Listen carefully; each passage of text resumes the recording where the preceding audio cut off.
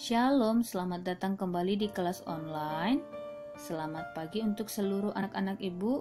Hari ini kita kembali dalam mata pelajaran pendidikan agama Kristen dan budi pekerti. Kita akan melanjutkan pelajaran kita yang pertama tentang mengapa manusia berdosa. Nah, pada pertemuan kali ini kita akan mendalami materi tentang pengertian dosa dan juga mengapa manusia berdosa. Barangkali di antara anak-anak ibu masih ada yang bingung ya tentang pengertian dosa. Arti dosa itu apa ya? Dosa adalah ketidaktaatan manusia kepada Allah yang diungkapkan melalui pemberontakan dan pelanggaran manusia.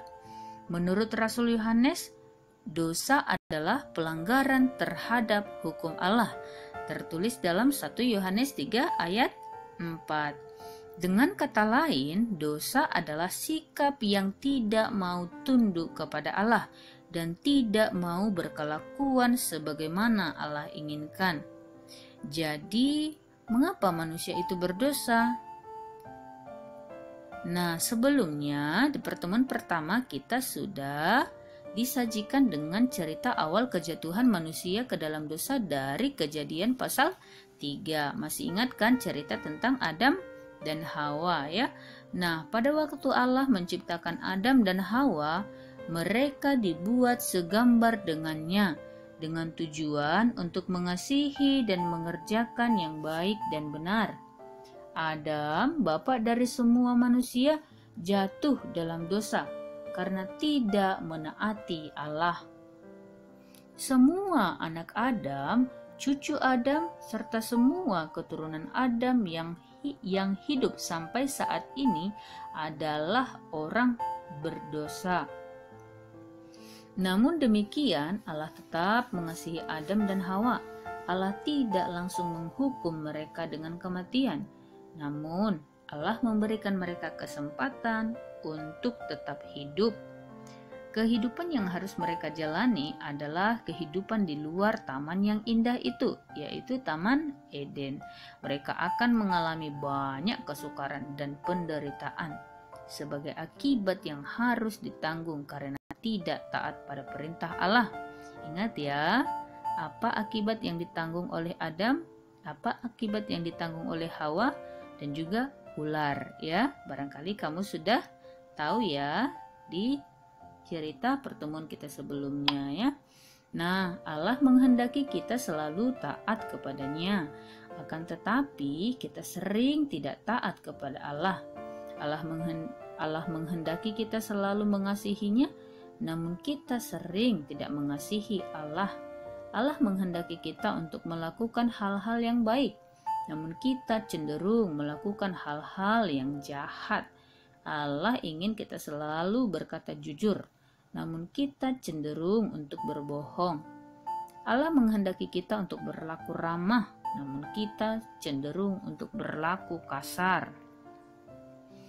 Allah menghendaki kita untuk memaafkan orang lain, namun kita cenderung untuk menyimpan amarah dan dendam.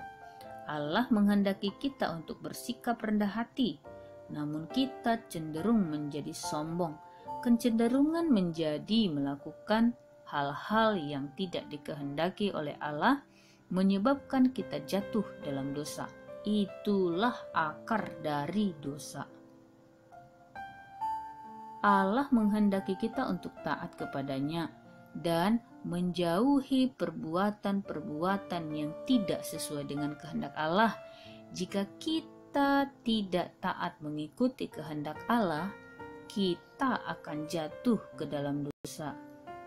Kita dapat belajar taat kepada Allah dengan mulai melakukan hal-hal yang sederhana.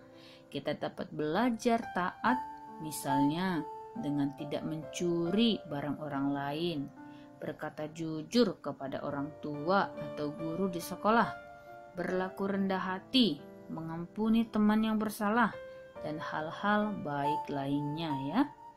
Nah, untuk menghayati agar manusia tidak jatuh ke dalam dosa termasuk diri kamu sendiri, silakanlah isi dalam tabel berikut ini tindakan apa yang perlu kamu lakukan supaya kamu tidak jatuh ke dalam dosa. Ya, tuliskan tindakannya dan alasannya apa ya. Tuliskan sebanyak 5, dikerjakan dalam buku tulis. Oke, kalau ada yang kurang dipahami, silakan ditanyakan ke guru. Untuk hari ini, sampai di sini kita membahas materi ini dan sampai bertemu kembali di pertemuan-pertemuan berikutnya. Selamat mengerjakan, semangat, Tuhan memberkati. Shalom.